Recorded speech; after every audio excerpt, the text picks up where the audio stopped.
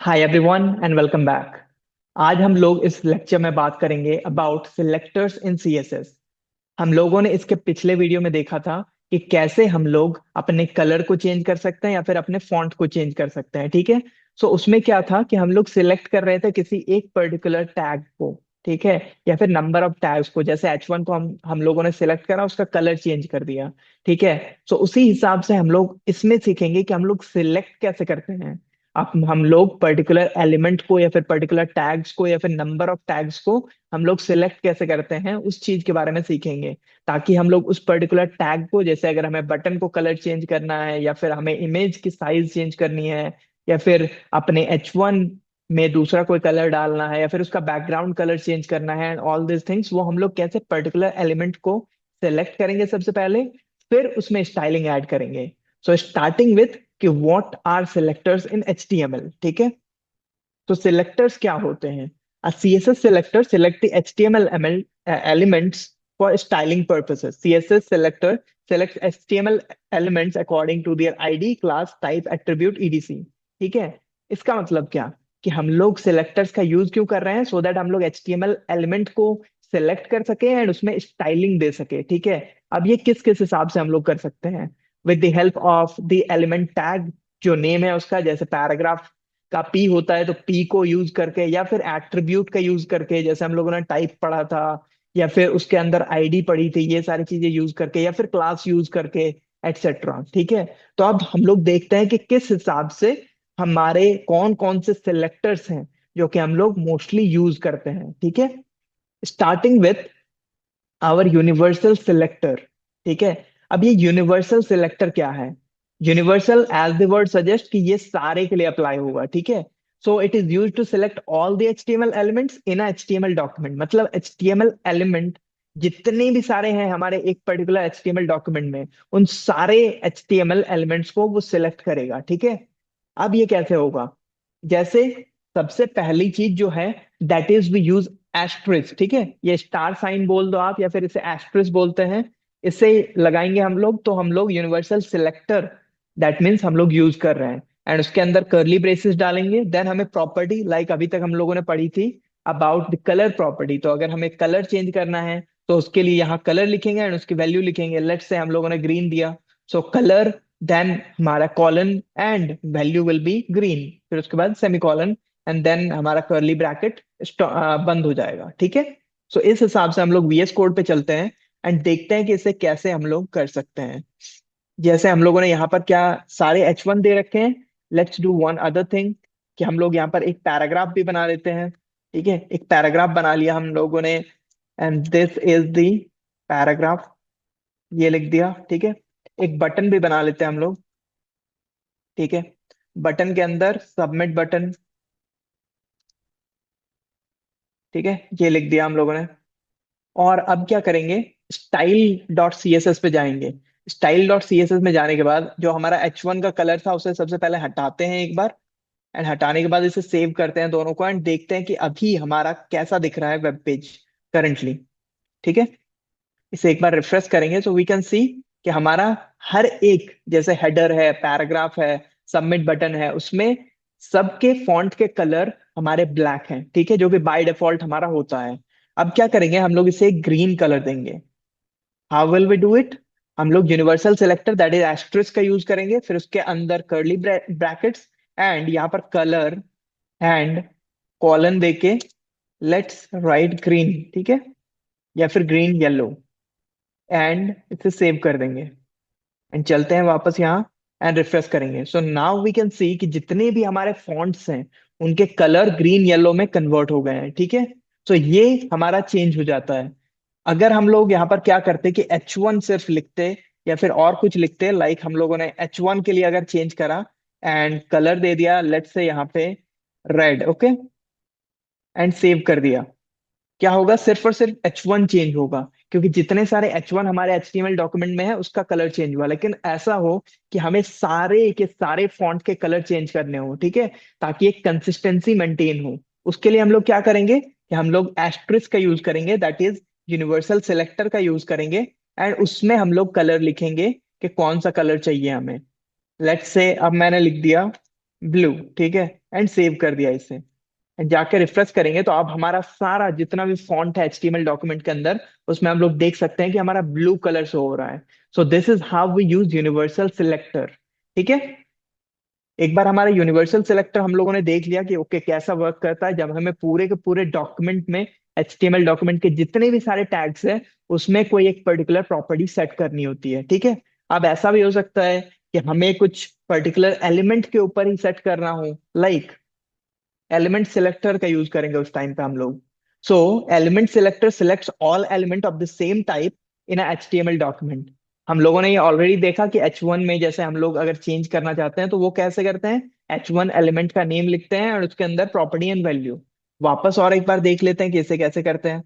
ठीक है, लाइक हम लोगों ने index dot H T M L में क्या करा है, हम लोगों ने 3 H1 लिखे हैं, एक पैराग्राफ लिखा है, एक बटन लिखा है। ठीक है, तो अगर हमें H1 सब की वैल्यू,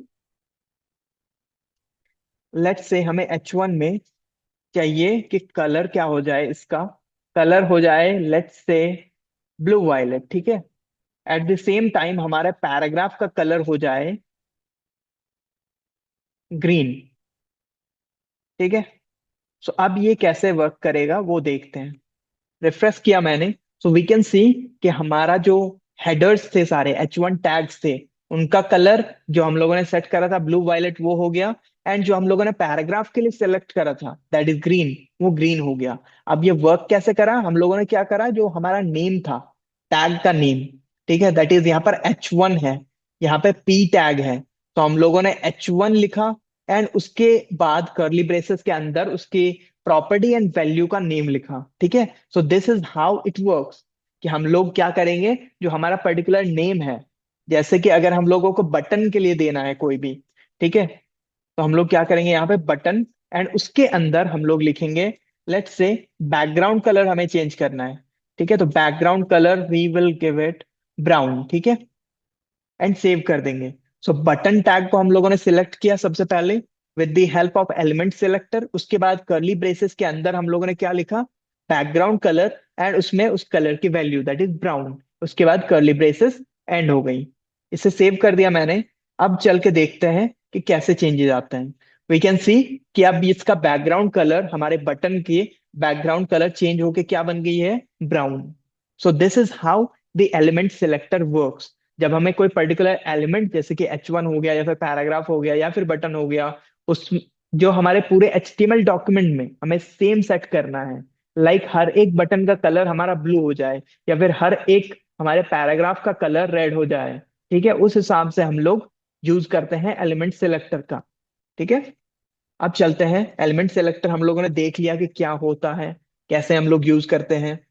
अब चलेंगे एंड आईडी सिलेक्टर के ऊपर बात करेंगे। ठीक है, so ID selector selects an element based on the value of the elements ID attribute. ठीक है, हम लोगों ने आईडी पढ़ी थी ऑलरेडी एचटीएमएल में। आईडी हम लोग कब यूज करते हैं, when we want to give a unique identity, we can say a unique identity, एक unique name to a particular HTML element.